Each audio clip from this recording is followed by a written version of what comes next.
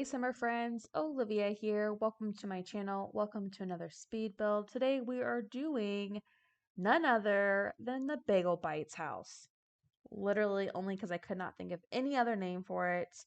I'm really bad with names. And it isn't truly anything big about Bagel Bites. It's just that there's a Bagel Bite container sitting on the counter. But we're rolling with it because that's what we're gonna do. But for the record, I have to say it. Pizza rolls are superior over bagel bites. Tell me I'm wrong. Name something better than pizza rolls in that category. I will wait. Exactly. There's nothing. That is the superior snack. And putting those bad boys in the air fryer, call it done. Tuck me in and tell me goodnight. I mean, literally, you could do that. Also, I don't even know if I want to say this because maybe we could start a debate here, but taquitos are superior than pizza rolls. Okay, now I'm getting hungry. Anyway, happy freaking Sunday. Look at me doing 2 videos, 2 Sundays in a row. Who am I? I don't know, but you really can't give me a lot of credit because this video is actually messed up. For some reason, the very ending part of it, the bedroom, was like a corrupt file when I recorded it. So you'll just have to see how it turned out in the screenshots. Sorry, not sorry. I don't know. I don't know what happened, but I wasn't going to not post it. That's ridiculous. So usually I don't do porches. I don't usually ever do porches, but I thought this was kind of fun. And plus, aren't those daisy cushions like the cutest thing ever? They are. They're the cutest thing. I kind of wish sometimes I just have like this. When I play Sims, I play like I'm an alter ego. You know, I'm sure everyone does, obviously. But this would be like if I was single and it made sense for me to have a whole bunch of girly stuff, I would have daisy cushions on my front porch or back porch or both. 100% I would. Daisies are like a really good example for me. Like, I remember when I was younger and I heard people say they live through their kids. I thought that was ridiculous. Like, how are you living through your kids? Live through yourself. But daisies and like the whole era right now with like the checkerboard stuff and daisies and like it's kind of like a 90s, it's like a modern 90s vibe. And anyway, I'm totally living through my 11-year-old with that because I'm like, don't you think that's cute? Don't you want that for your bed? Don't you want this daisy pillow for your bed? Don't you want this cute checkered purple and white checkered blanket throw? Yes. Yes, you do. And I go in her room and I'm like, this is totally a play on the 90s. And 90s was not that long ago, by the way. It's not. And I mean, clearly we were cool enough to have it come back around.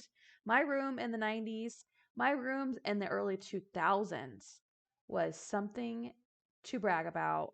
I had my name in my carpet. Yeah, I just take a second to let that simmer. My dad is a carpet installer. He has been since he was like 15 or 16 probably years old. And he put my name in my carpet. Yeah, I know. My room was like super cool.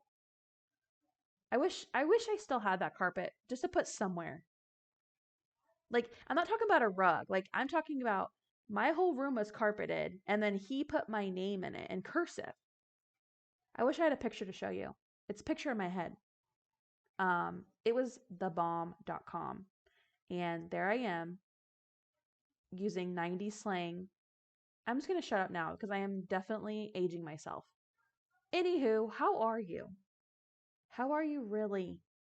I don't know if I've ever asked you guys that. Like, how are you really? I ask my people on my stories and my catering business, how are you really, all the time? Because Jenna Kutchner, I think I said her name wrong. I don't care. I think it's Kutchner. Yeah, it is. Or maybe I'm thinking about the guy that's funny. What's that guy's name? Anyway, Jenna, okay, she is the author and the podcast person of Gold Digger podcast, which is like, hello, I like fangirl over her all the time. But she wrote a book called How Are You Really? And I've been reading it and I've been reading it off and on for like 8 months. That's how I do. I start a book, I'm like so into it, and then like I get a busy season. I stop. I read again, I stop. So anyway, I've been reading this book for about 8 months. It's like, how are you really? And she asked the question, and it sounds so silly now that I'm saying it out loud, but when you stop and think, have you ever stopped and just like right now, ask yourself, stop this video, who cares? Say, how are you? No, how are you really doing? Like a self-check situation. And again, sounds silly, but do you do that? I mean, the book has a lot of other cool things. She's very conversational. So if you like, even if you're not into like reading, maybe you could do like an audiobook. Speaking of audiobooks, I've been paying for Audible for probably about probably about 6 years. And I've never in my life listened to a full book. I've been paying for it for 6 years. I finally canceled the other day because I'm like, first off, let me tell you this. First off, it comes with Prime membership, but I've been paying for it separately. Yes, for years. Stuff like that ticks me off. But anyway, if you're not into reading, you can definitely do the Audible version. But I do suggest it. I think if you're like someone who likes self-help books and that kind of stuff, but she's very conversational and she kind of puts you on that winding road of like kind of discovering yourself again. And like in your 30s when you're a parent, or even if you're not a parent, you kind of spend your 30s rediscovering yourself over and over again. Is how I feel anyway. Because your 20s, it's like life is like crazy. You feel most of your 20s, well, just for me, I'm just speaking on myself, but you spend your 20s thinking you're doing everything wrong and you're running out of time. And then you spend your 30s thinking, man, if only in my 20s I just chilled the crap out and lived my life. Because now I'm 30, my back hurts, I'm tired, I have to go pee in the middle of the night, that kind of thing. So, anyway, your 30s, for me at least, has been just like rediscovering who I am, what exactly makes me tick, what I like, what I don't like, and being an advocate for myself. You know what I mean? Like, there had been so long that I was doing things I didn't like to do. Like, who's to, let me start here. Who's to tell you that you have to go do something? Right? Who like we're an adult and it's really fun to realize that. And maybe I'm just sounding stupid, but you don't have to do anything you don't want to do. I mean, really, I mean, if I don't want to go to the grocery store, guess what? I haven't gone to the grocery store in years, but good example. If you don't want to go to the grocery store, don't order online. If you don't want to go have that coffee with your friend because she's freaking annoying, don't. No one's going to sit here and no one's going to make you. That's what's so awesome about being a grown up. Anyway, your 30s for me have just been really about, oh, I'm Olivia and I find this important. I find this not important. And I feel like I'm going to do this because it makes me happy. Or I'm not going to do this because it doesn't make me happy. All very simple things. But sometimes we take a while to get there. And apparently I've taken 30 years. So the book's great. The book really helped me kind of start that journey, that process, that thought process. And again, sounds silly, but a little check in with yourself every now and then is not a bad thing. Anyways, let's talk Sims. This house was like literally a early morning, could not sleep situation, and it's simple. That's why I didn't have a name for it. It was literally the bagel. I keep calling it pizza roll house. It's bagel bites, bagel bite house. I love the carpet. Love the carpet in that room over there. I just love it, and I wish I had somewhere in my house. It's funny actually, that carpet, I'm just now realizing this. The reason why I love that carpet is because it's exact same print as the rug in my living room. Okay, that's why I loved it so much. Anyway, you may find me being very indecisive on this house as far as flooring goes, because again, it was early morning. I just wanted to play, and then I found myself thinking, wait, I don't want to play, but I gotta finish this house. And I'm mixing woods, and I wasn't really happy about that. And so, yeah, you'll see me at this point kind of panicking because I'm like, okay, I won. And also, that door is really messed up over there in the kitchen. I hope I fixed that. I really hope to God I fixed it. Oh, I do, because the thing's just off a little bit, the oven situation. But anyway, yeah, I have a problem with mixing woods. I just hate that look when it's too much. It feels heavy to me. And I also use black appliances, which, hello, I never do that. I always go the white route. But any hooser, this house was kind of one of those things. Like you're just playing, then all of a sudden you're like, I've lost motivation. So it's kind of what happened. And then maybe that's why my file corrupted at the end. It was like, I'm not feeling this. And the night before this build, I like could not sleep. It was actually, long story short, raccoons were in our at our window trying to get in. Our bedroom window upstairs is like level with like this little overhang. Well, I say little, it's pretty big. An overhang on our, it's like our porch's roof. Okay, that's how I'm gonna say it. And so apparently, this family of raccoons crawled up there and started to take our window screen off. I'm serious. Like they had their little hands and they're taking our window screen off. And that's what I heard. So I went over to the window, and these windows in my bedroom are like actually like floor to ceiling. So I'm like eye level with these guys. And by the way, they're eating like a dead animal of some sort up there, which is disgusting. So I'm like pounding on the window. They don't give a crap. They don't give a flying crap. And I get my flashlight on my phone. They don't give a crap. They just want to get in the window. They don't care at all. And these raccoons are thick. I'm telling, they are thick raccoons, and I'm over it. I'm like so mad. So I wake up Robert, of course, and I need him to see this shenanigans. And he's like, "What the hell?" We try our very best to scare them off. I'm thinking the whole entire night they're gonna break into our freaking window. Well, anyway, the next morning, me and him both couldn't sleep. We get up super early. He gets on a ladder, which he is deathly afraid of heights, so I was very proud of him.